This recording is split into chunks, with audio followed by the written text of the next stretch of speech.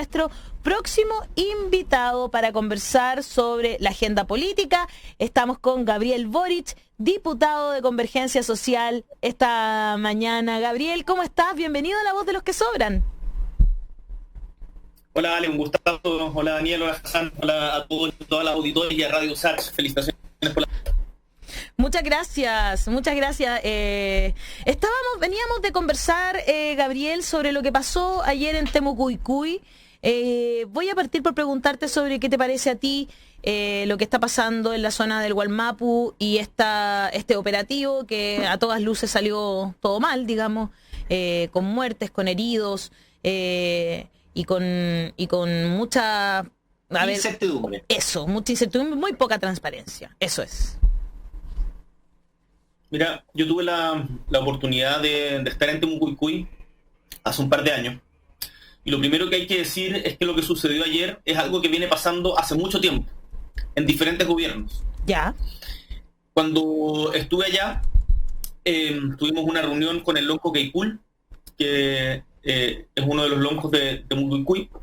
Y lo primero que hicimos, nos recibieron unos niños deben haber tenido 10 años, y me entregaron unos dibujos que guardo todavía, que mostraban un allanamiento.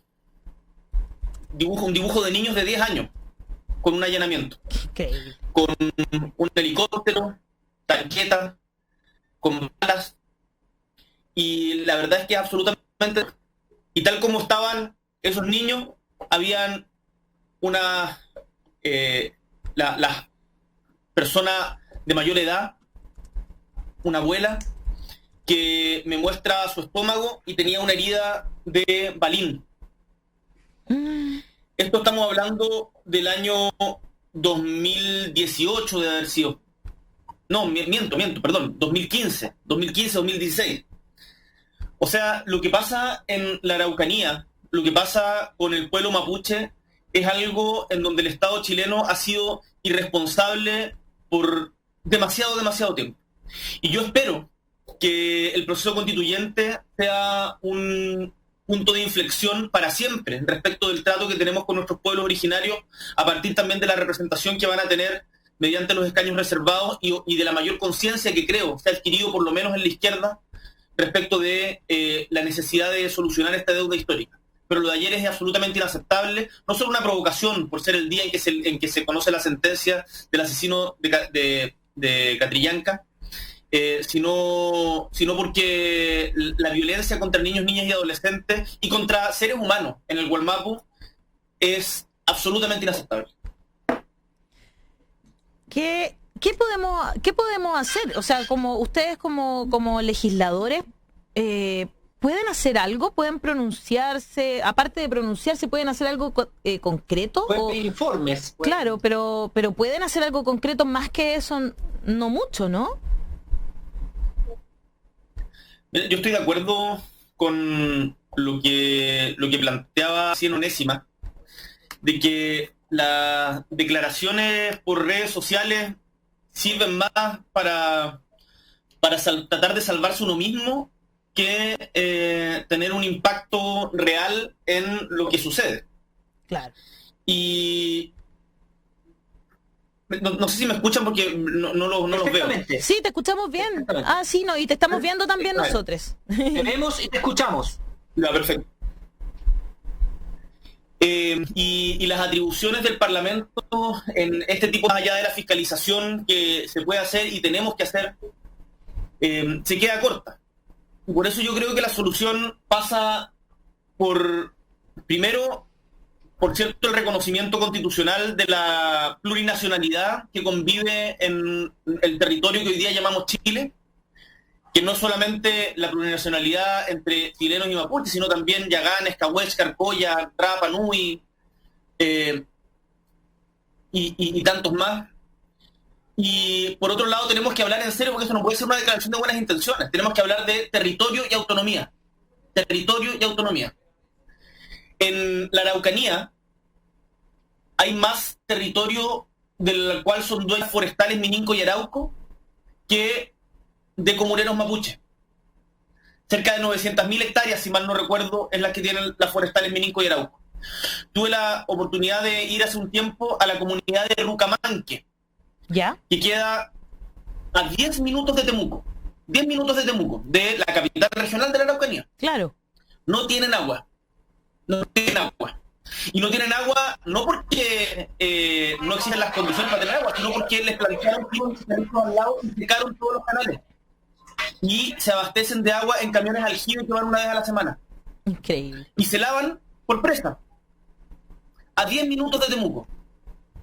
Y esas son realidades que no se conocen. En Puerto Edén, que es el límite norte de la región de Magallanes, en donde no tienen luz las 24 horas, no hay sistema de alcantarillado y ya no hay un cementerio donde enterrar a los muertos.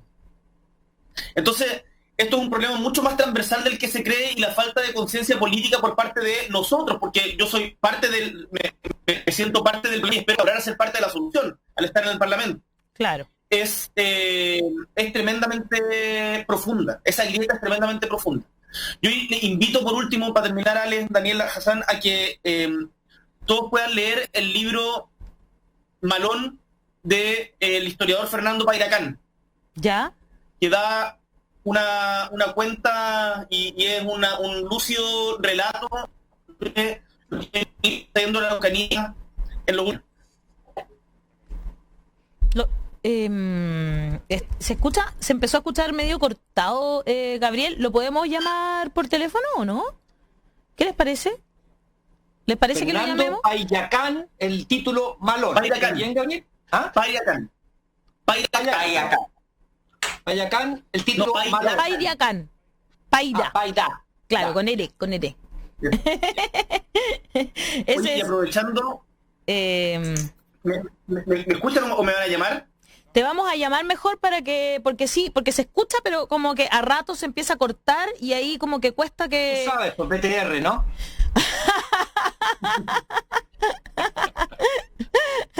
Así que está nuestro productor llamando a Gabriel para que mantengamos la imagen, ¿no es cierto? Vamos a mantener la imagen, Gabriel, y a ver si tú nos puedes escuchar y conversar por el teléfono. Esa es la idea. Además, tú eres del club Oye, de Hassan, yo y Atria y tú que tenemos libros detrás. Ay, mira.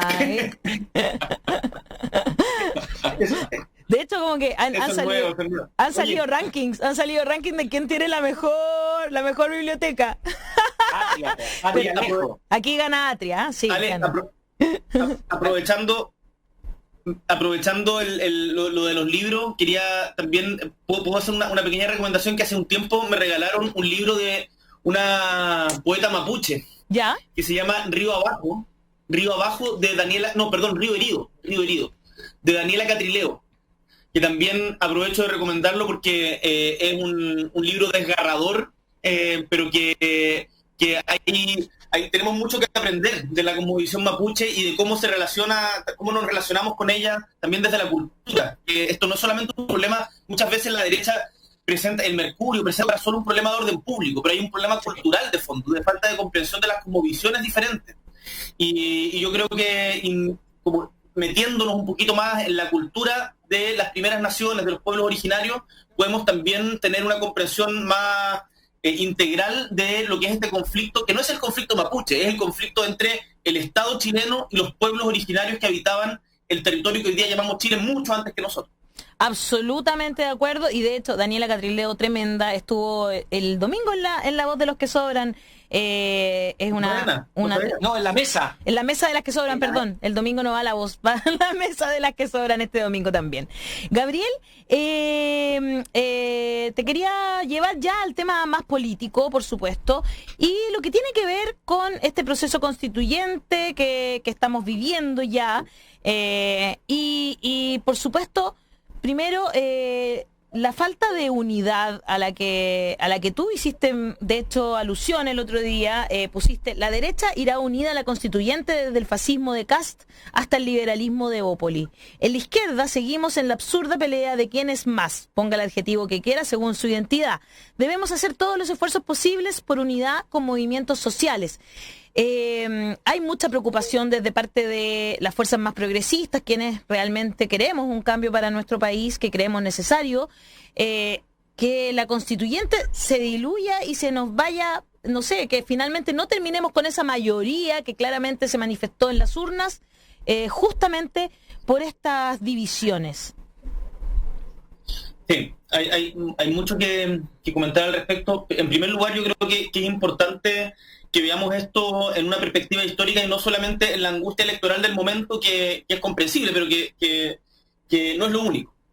¿En qué sentido? Vamos a tener, por primera vez en la historia de Chile, una convención constitucional, un momento constituyente en donde democráticamente vamos a redactar nuestro nuevo texto fundamental, que va a ser paritario, lo cual es primer mundo, que se realiza de esta manera, y que va a tener participación activa de los pueblos originarios mediante los escaños reservados.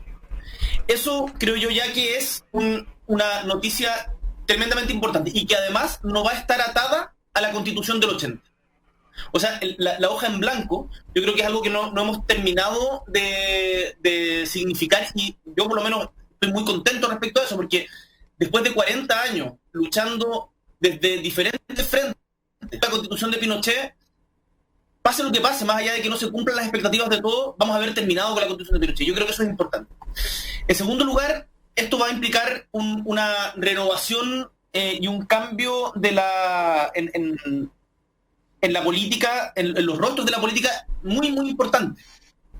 Porque más allá de la discusión respecto a los independientes, que de seguro van a también participar, y hay en muchos lugares donde van a tener listas muy competitivas, tanto no solamente desde sociales, sino también, por ejemplo, esta lista de Felices y Foró, es como un símil de una suerte de Parisi, de lo que fue en su momento.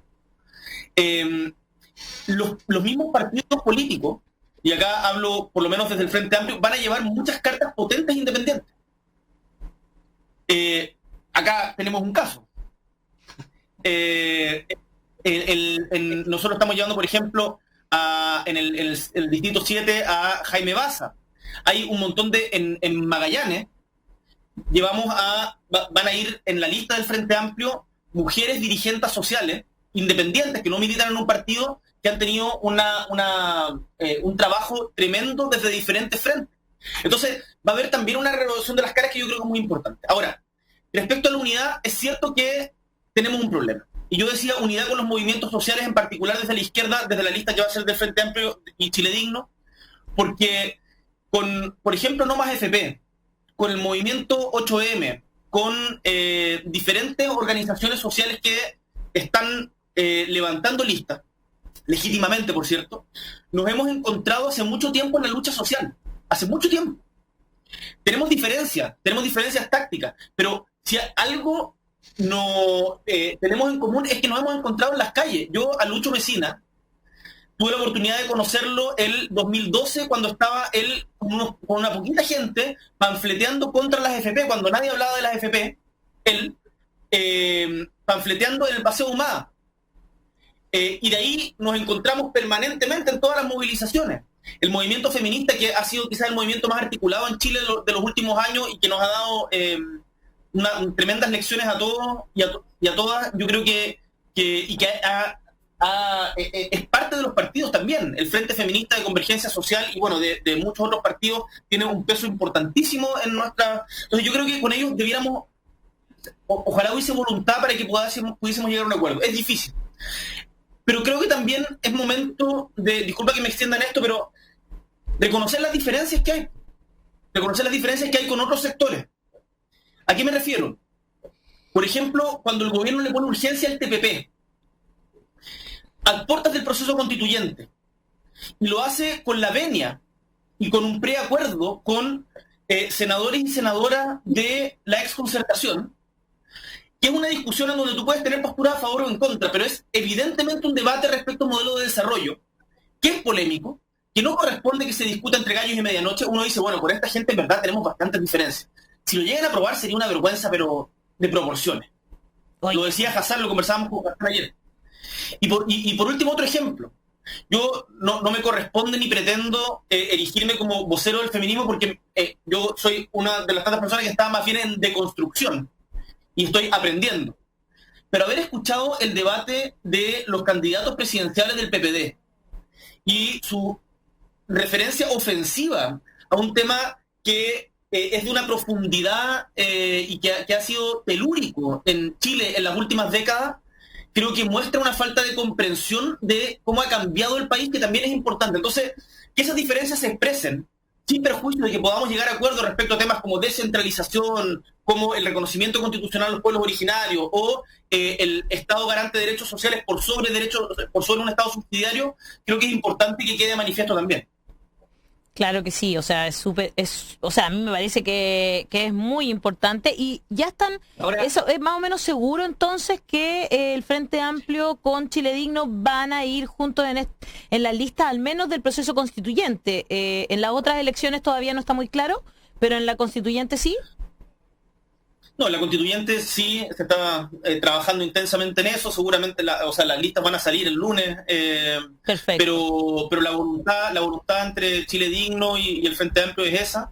Las listas de concejales se inscribieron antes, entonces, pero en eso no debiera haber tanto problema, y en algunos lugares, como Punta Arenas, aprovecho de contarles, estamos llegando a acuerdos amplios con la oposición para las alcaldías. En Punta Arenas tuvimos una primaria ciudadana en donde participó una candidata del PPD, un candidato de la DC, un candidato del Partido Socialista y un candidato de Convergencia. Y ganó el candidato de Convergencia Social del Frente Amplio. Y vamos a ir con un candidato único alcalde para la alcaldía de Punta Arenas. Y yo, esa unidad que tanto eso. Es un enfermero muy buena persona. Que Daniel, tú lo apoyaste, sí, pues, el Arturo Díaz, un tremendo Dirigente social, un enfermero dedicado a la gente de Magallanes durante años. Gran persona. Qué bueno eso. Sí, muy contento con eso. Sí, yo mi preocupación es que, y bueno, yo lo he compartido con alguna gente, mi preocupación es que hay mucha votación porque al final, mira, la idea era, claro, ir en una lista fue casi imposible. Yo estoy calculando a esta altura 5 listas. O sea, estamos hablando de la derecha que va a ir unida. Desde ahí hay una hipocresía enorme, digamos, que desborde, va a ir con casi ningún asco, ¿cierto? Le da lo mismo, etcétera. Pero al otro lado van a ir Chile Digno con el Frente Amplio. No sé cómo se llama ahora la exconcertación con el, bueno, eso, la concerta constituyente. Es unidad constituyente. Van a ir los humanistas con ese sector de no sé qué, van a ir los independientes no neutrales, van a ir, entonces van a ser, no sé, 5 o 6 listas, más muchos independientes que están buscando patrocinio. Eso al final del día, mi miedo, y yo lo he expresado ya incluso en artículos, es que la derecha no solo quede sobre representada, porque eso ha pasado en los últimos años siempre, sino que además pueda llegar incluso a un 50%, no sé, porque es tanta la diversificación, la dispersión de votos en la izquierda, y ya pongámosle centro izquierda si queremos, que la derecha ordenadita puede quizá que, no sé, un 50%, no sé si un 50%, pero una cantidad de votos que obviamente va a estar sobre representados, claro. ¿Qué opinas tú, Gabriel? A ver, yo creo que la dispersión no es buena, pero efectivamente da cuenta de la diversidad de posturas que hay en el campo político chileno, en donde desgraciadamente muchas veces en la izquierda cuesta más ponerse de acuerdo en torno a intereses comunes y priman más las identidades particulares, y eso yo creo que es un daño tremendo que nos ha hecho no solo el neoliberalismo, porque eso es algo que viene de larga data en la izquierda, y ojalá que ante estas conciencias logremos mejorarlo y que en el proceso constituyente tengamos acuerdo respecto a ciertos temas fundamentales como los que conversábamos antes: descentralización, la propiedad del agua, el modelo de desarrollo. Yo creo que hay un montón de temas en los que va a ser posible llegar a acuerdo. Ahora, todos tenemos que entender de que la Constitución no va a ser el reflejo exacto de lo que cada uno pensaba por sí mismo. Y eso es relevante decirlo porque hay muchos que piensan que cuando uno en la política conversa con quien piensa diferente, en distintas dimensiones, se vuelve inmediatamente un traidor. Yo creo que eso es un profundo error. La política no es para reivindicar solamente los intereses personales o las convicciones personales y que nada cambie. La política es para mejorar la calidad de vida y para que la realidad cambie. Y para eso tenés que conversar con quien piensa diferente. Entonces, la Constitución no va a ser el reflejo perfecto de nadie. Va a ser una conversación entre diferentes visiones. Y lo que no quede en la Constitución va a pasar a ser parte de la dinámica y del ciclo político chileno cotidiano.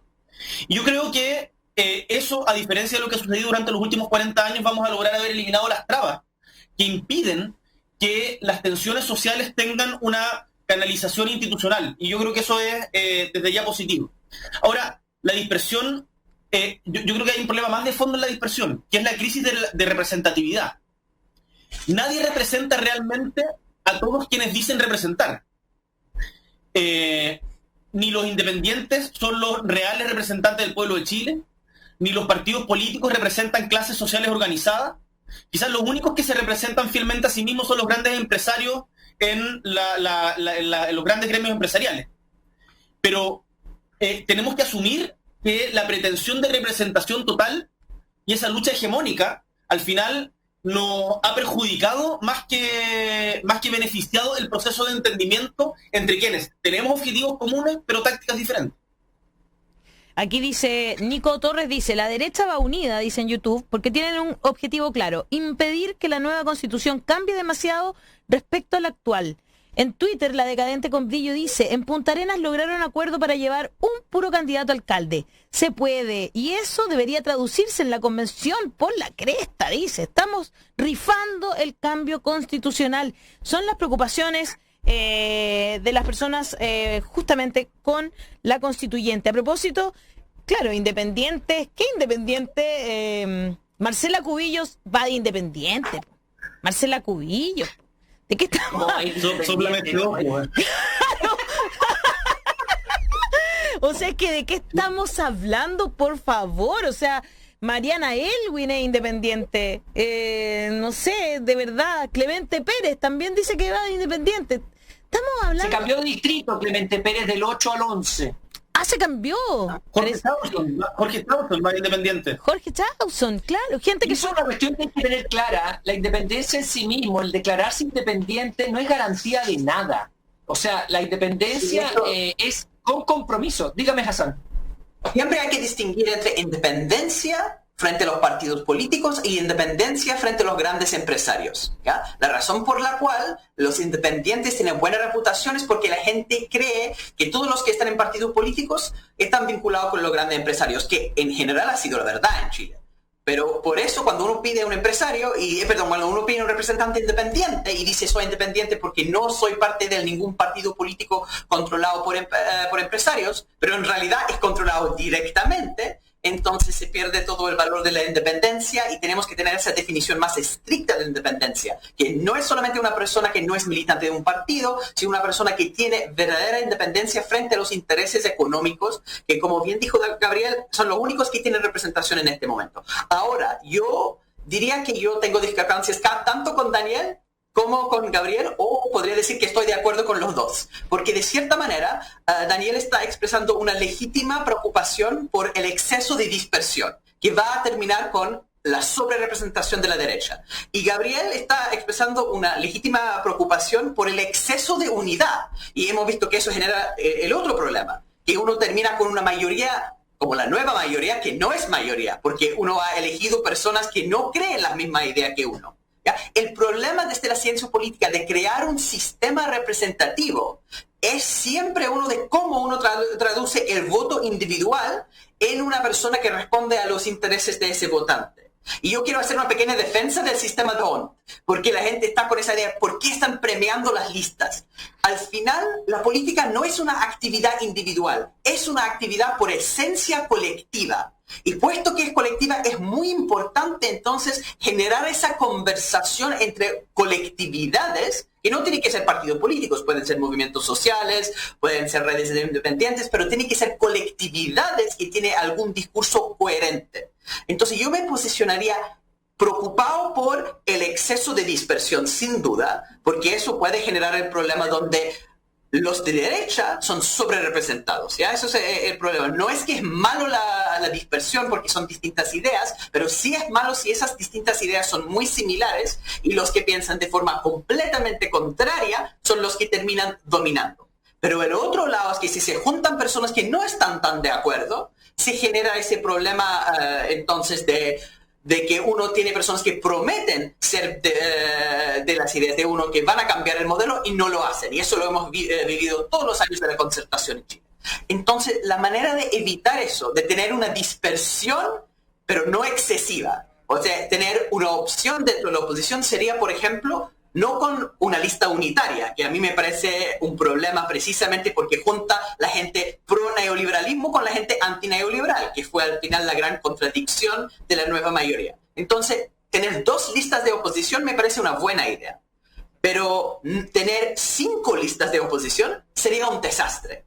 Ahora, Gabriel dice que está súper, todo el mundo está diciendo, de hecho, está súper unida a la derecha. Todos van ordenaditos. Pero en realidad hay listas disidentes de la derecha también. Hay este grupo, ¿cierto?, de los militares, de la familia militar, que tiene su propia lista de constituyentes, que no va a sacar ningún voto.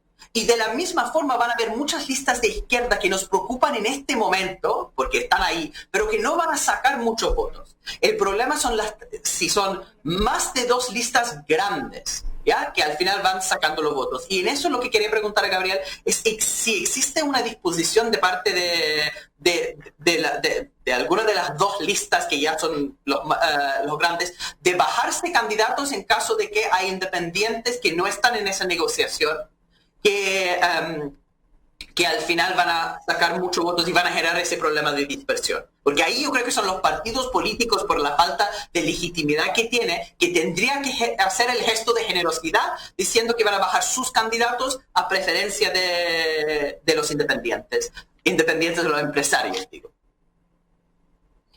Yo no soy parte de los equipos que están viendo el detalle de las listas, pero yo espero que esa voluntad de conversarlo en esos términos exista. Y de seguro va a ser un debate intenso, por lo menos al interior del Frente Amplio. Acá todos y todas tenemos que actuar con generosidad y comprensión del momento histórico que estamos viviendo. Se nos va a juzgar por eso, no por las intenciones o voluntad o declaraciones de Twitter que se hicieron, sino por el resultado. Y ahí yo creo que ojalá todos tengamos esa comprensión y que una vez se consume o estén los hechos más claros, podamos actuar en el sentido que tú dices. Yo no conozco el detalle todavía de... La negociación de las listas es muy complicada, es muy, muy complicada. Negociar listas a nivel nacional es una cuestión que... para partidos y para independientes, ¿eh? Esto no es una virtud no es que alguien sea virtuoso y alguien sea maligno, no, es súper difícil, súper difícil. Yo no soy parte de ese debate ahora en particular, pero espero que esa disposición exista, Hassan. Bueno, y peleemos dentro del partido. Claro. Oye, ya yendo a otro tema, porque no vamos a solucionar aquí en el programa, ¿no es cierto?, lo de las listas. Pero podríamos exponerlo. ¿Cómo? Podríamos transparentarlo y eso fue lo que hicimos. Claro, por eso lo digo, o sea, no, lo que estoy diciendo es que yo creo que hasta ahí podemos llegar. Vamos a ver qué sucede de que el lunes, porque no nos queda prácticamente nada. Le recuerdo a la gente que aquellos que quieren patrocinar personas independientes que piensen como ustedes, que es lo que más importa al final, darse cuenta de eso, no si tiene la palabra independiente o no, pero si uno quiere apoyar a alguien, tienen hasta el lunes para hacerlo, ¿verdad? Hasta las 000. Y se hace a través de la página del CERVEL con la clave única. No es fácil encontrar, ojalá que busquen bien quién es, cómo piensa y por qué ustedes le quieren dar su apoyo a esa persona.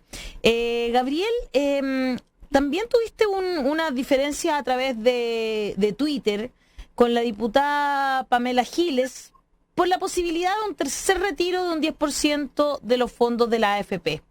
¿Qué te pareció primero el retiro del primero, el segundo, y por qué, y qué te parece la posibilidad de que existiera un tercer retiro? Mira, esto lo trabajamos mucho, el caso del primer retiro, con Hassan, de hecho.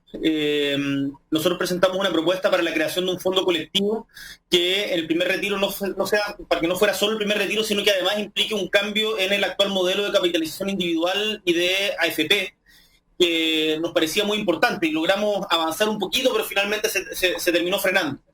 Yo creo que el primer retiro era necesario el primer y el segundo retiro terminaron siendo necesarios producto de la incomprensión del gobierno de la magnitud y transversalidad de la crisis. Y digo transversalidad de la crisis porque si hay algo que desde el Ministerio de Hacienda no eran capaces de entender, es que habían muchos más chilenas, muchas más familias de las que ellos pensaban, que estaban siendo dañadas producto del golpe económico que significó la pandemia. Déjame ponerte un ejemplo. Cuando estábamos discutiendo el segundo retiro en la Comisión de Constitución, el ministro Briones, para defender de que no correspondía, nos dijo: 4 de cada 10 chilenos han recibido algún tipo de apoyo del Estado.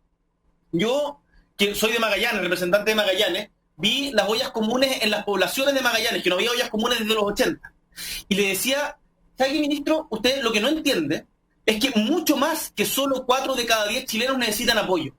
Porque no se trata solamente de la gente que perdió el trabajo, sino de quienes vieron disminuidos sus ingresos y, por sobre todo, en el caso de los adultos mayores, quienes vieron destruidas sus redes de apoyo familiar. Que eso es algo que no se dimensiona en las encuestas, en el registro social de hogares, pero que afectó muy, muy duro a las poblaciones, muy, muy duro a las poblaciones. Entonces, esa falta de comprensión de la magnitud y transversalidad de la crisis hizo que fuera necesario llegar hasta el segundo retiro. Yo creo que todos afirman, yo por lo menos estoy seguro de que el retiro no es la forma ideal de enfrentar una crisis, porque es decirle a los trabajadores y trabajadoras: rásquese con sus propias uñas, solucione este problema con sus propios ahorros. Y hablar ya de un tercer retiro, creo que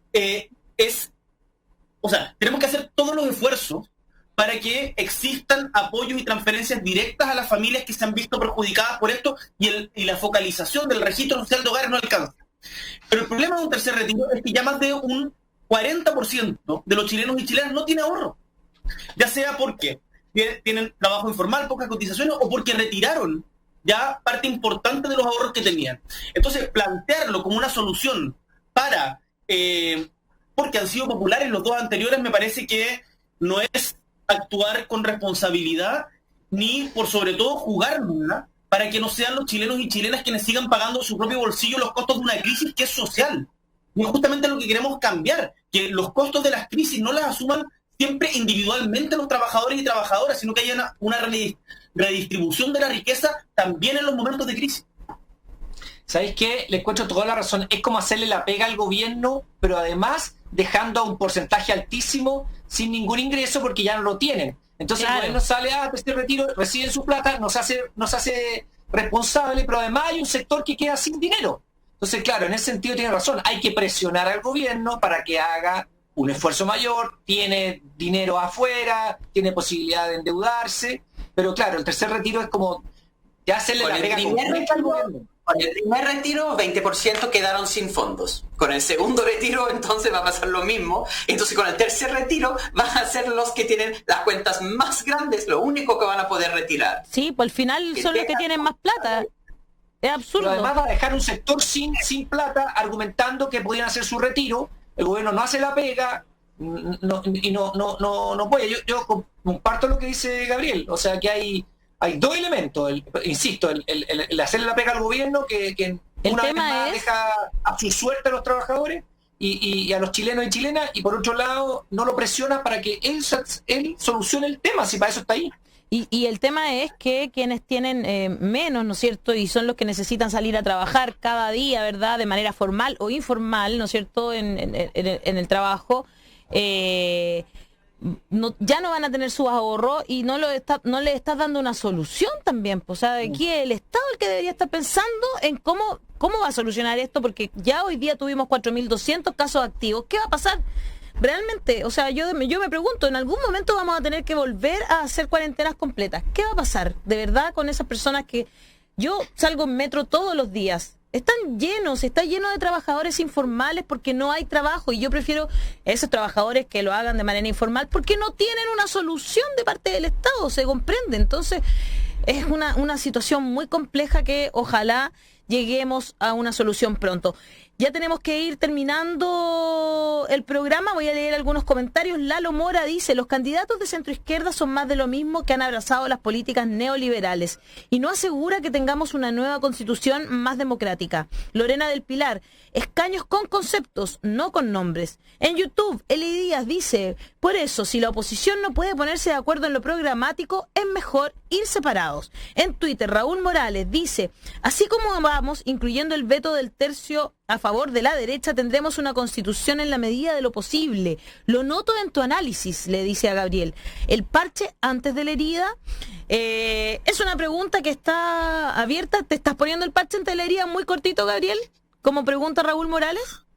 No es ponerse, no, para nada, no es ponerse el parche antes de la herida. Yo creo que entender que la Constitución no va a hacer todo lo que cada uno quiere es importante, y un acto de entender de que convivimos con gente que piensa diferente.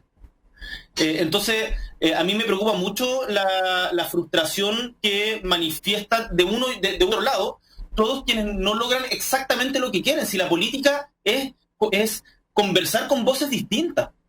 Si no, tendríamos un régimen de partido único o algún tipo de fascismo corporativo en donde una sola persona decide por nosotros y no hay disidencia. Entonces, además, lo que no quede en la Constitución, que yo espero que queden muchas cosas, yo espero que la Constitución terminemos con el Estado subsidiario, que tengamos reconocimiento a los pueblos originarios, que descentralicemos el país, pero lo que no quede en la Constitución va a ser parte de un debate en donde la derecha ya no va a poder ejercer el veto de los quórums. Vamos a terminar seguro con las leyes orgánicas constitucionales, ese invento de Pinochet que nos tiene amarrados hasta última hora. Entonces, yo creo que yo soy moderadamente optimista. Optimismo de la voluntad, pesimismo de la inteligencia, decían por ahí, pero creo que el escenario actual es mejor que el que teníamos hace un tiempo. O sea, hace no tanto tiempo nos decían la izquierda institucional, el Partido Socialista, nos decía que querer una nueva constitución mediante un proceso constituyente era fumar opio. Y hoy día lo estamos haciendo gracias a la movilización del pueblo. Y eso no se puede dejar de lado. Muy bien, me parece. Excelente respuesta. Tengo que terminar. Daniel y Hassan, era la entrevista a Gabriel. Gabriel tenía que responder. Lo voy a cortar, discúlpenme.